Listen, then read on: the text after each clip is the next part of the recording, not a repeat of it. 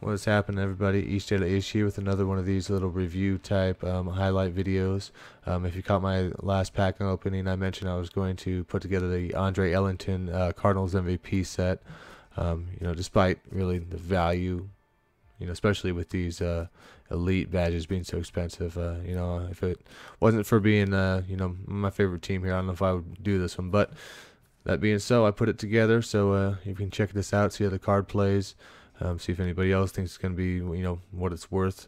I pretty much have always ran with Jamal Charles, so my expectations are going to be up there at that. You only see one or two less on the acceleration and speed on here, so he's still pretty much going to be a speed back in the game. He has a little bit more trucking. He has better carry, so we'll see if I can get more use out of him while still being able to break the big plays. That's what I'm hoping for. And right off the bat, we're going to come out with pass play. EA really should have given this guy better pass catching stats, but in the small amount of times I used him, I would say that he still held up. He didn't drop anything. He looked like he ran good routes, but this guy's probably the best, if not one of the top couple, top receiving running backs in the league. And there he is with a nice juke on him. As far as that move in there, it's pretty sweet. Sometimes we even overcut because he has such a good cut on here. So this is something to kind of get used to more. Goes and look at him just breaking tackles after that. That's not something I would expect out of Jamal. So that right off the bat, looking pretty good as far as that goes. And I see, that's what I was saying right there. I was trying to cut up, and that kind of overcut into the linebacker there. But still, it looks like he's pretty steady. And right there is a good block by him. That's why I showed that play in there. It's pretty much a one-on-one match, and that block right there sprung me for another 15-20 yards. So that's good to see downfield. It's not really something you would look for this guy to get. And here he is again, getting solid carry, making contact and dragging the guy down for a few yards. That's really what I want to see. I know in those positions normally I wouldn't be running Jamal. So. That's why I was kind of test him out. This guy's going to take a lot more beating than I found. Given the few games I played, I feel definitely a lot more confident running with him between the tackles. A little bit of contact just doesn't seem to be as big of a deal. He feels a lot more sturdy. Now, I don't think he flies the way the top backs. That's the only thing. When you're paying that premium and it's a speed back. And here's the end of this half. I just thought I'd show this play just because. You cannot mess with the GOAT, Steve Largent. Check out the videos. Oh, it's terrible when that happens to you going in the half, right? So anyhow, we're right back at it in the second half. And look at that. He just carries the linebacker on his backside. Too bad he wasn't going straight, but he's still, he's getting extra yard or so doing that.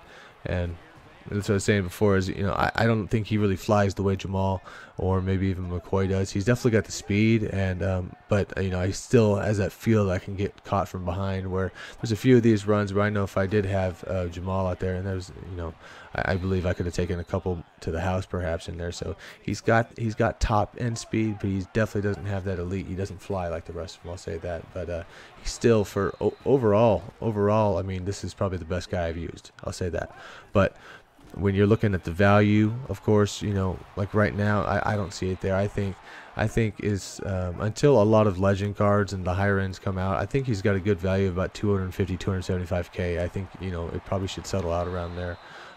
These badges will eventually they'll end up stocking the market a little bit more. They'll drop a bit, but the other cards are basically going to become pretty dang cheap, aside from the elite that goes into the sets on most of these guys, I figure. You're going to have a few that stand out just by name and how people are reviewing that they're doing. And there's another catch by Ellington, so pretty steady. I feel good about throwing it to him third and 6, 3rd and 5. I've made a couple of those plays in the past here, so I think definitely all around back. You can pretty much use him any down.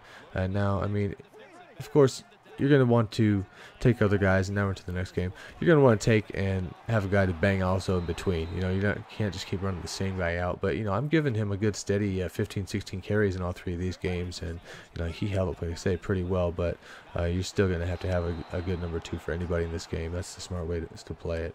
At the end of that first one, there's the point where, the Ellington did get fatigued for the last minute of the game. So, But again, I'm definitely using him a lot heavier, running a lot of the same more stuff that I would normally be running, just because, you know, we're testing the guy out.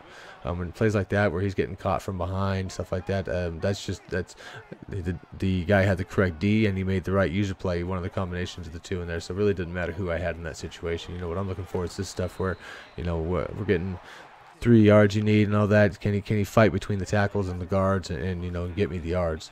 And then of course, can he hit the edges, make a spin play like that, you know, and get me the chunks? I need the chunks too. So you know, so far, I mean, he's good at that. If you see it, he hits the holes. He gets kind of happy feet in there, but I mean, it's caused a decent amount of guys to miss when he pulls that move. So, you know, like I say, a play like that, I can't really judge him on anything bad as long as he's holding on to the ball. Because if you're stuffed, that's just how it is. Sometimes you are.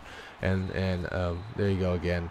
And I'm just adding those in myself, just running hot route in those. That's why it's the same. And we're throwing the first screen to him, and I can tell you these are going to be money with this guy.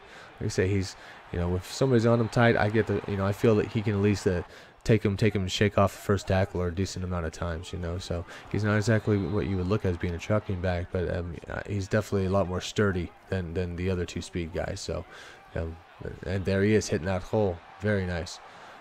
And a pretty good spin. You know, a lot of times it's these second or third guys coming in and getting them, but you know, he's definitely got the moves to you know, to make your offense work and to be the feature back out of it for sure. And you know, there's the first sign of fatigue on there in this game. You know, at the end, no, he takes a big hit, and I ended up not going back to him. I believe the rest of that game I ended up having to pass. So here we go, the first run of the next game, and like I say, breaking the tackles.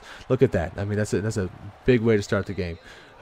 You know, if he turned the edge there, I think he could have had a good, but you know, that you'll take that 35 yards on the first play, you'll take that, and come back on later in the later in the drive here, and again he hits the corner pretty well. You know, just a lot of these guys, they have their own sort of move, their own sort of style. So right there, you can see I'm getting more familiar with the way I need to cut and kind of move him around. And there's a sweet spin move, and we're taking it all to the house, to the hizzy. All right, so. You know, I thought the guy was going to quit out here, but I believe he is. He stays in, so good there. We get some more highlights out of this, and another. You know, hitting the edge and just getting that spin at the right time. So, and that's a move like you'll see. I like to use a lot. So, whoever I'm running with's got to have a decent spin move. I think it's more reliable in this game. Right there, gets me an extra 3-4 yards. You know, and that's what I'm saying is he gets that first contact and he's still falling forward. You want to see that, especially out of a guy where, you know, he could be smaller, fragile. You're thinking, but again, right up the middle, the 0-1 trap that everybody loves so much, and he just drags another guy. So it's 8 yards of carry on these. I mean, the 3 games I averaged probably 10 and 12 and 12, and you know, so he definitely, you know, he definitely is getting the job done. You know, I think the only hesitation that you're going to see in a lot of these, and that play right there goes back to some of my older videos. I ran that play a couple times if you've seen it. So that was the first time trying to run it in goal line, and actually pretty sweet still. You know, and you know, like I said, so he's juke's going to be decent on it. I found the spin's going to be pretty good on it. I really am not somebody testing the stiff arms very much. I'll end up hitting the damn LT probably and fumbling the ball while I do that. So. So it's just, and I'm normally not running the type of guys for it, so very situational that I bust that out. So that's something you have to test on your own, unfortunately. Sorry. And here we go at the end of the second half. You know, we saw how what Largent did. You know, can Demarius do this on the other end? Yeah. You almost kind of have to feel bad for the guys when crap like that happens to him. And there he goes, Ellington again. Another, you know, good carry, gets 5, contact, another 3. You know, that's pretty much what you want to see. You know, that's I'm not used to, is having a guy like this who you know, after a few games, I actually trust this guy to run between tackles. Where, like I said, I didn't before with a lot of the other backs like this. You know, you would when you needed to, but for the most part, I feel a lot safer, a lot more comfortable with this guy grinding the clock down. I feel like I have to use like an Arian Foster or a Lynch. So definitely worth some value in that for me. I mean, obviously, if you're a Cardinal fan, Ellington fan, I mean, it's a no-brainer. Go get it. I mean, even if you're going to spend the 300, 315 right now, you know. Otherwise, you know, I mean, you can buy your time with it. Either way, I think, like I say, about 250, 275 is where I would hold it at.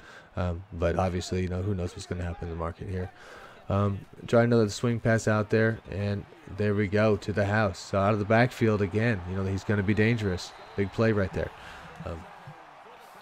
and that's and then later on after that he got one more shot, you know, to run it in. So, you know, he wasn't on every play, but those are pretty much, if he was running the ball, if he was involved in it, pretty much I threw it in there for you. And so that last game, so that one catch for 32 yards and a touchdown in that one.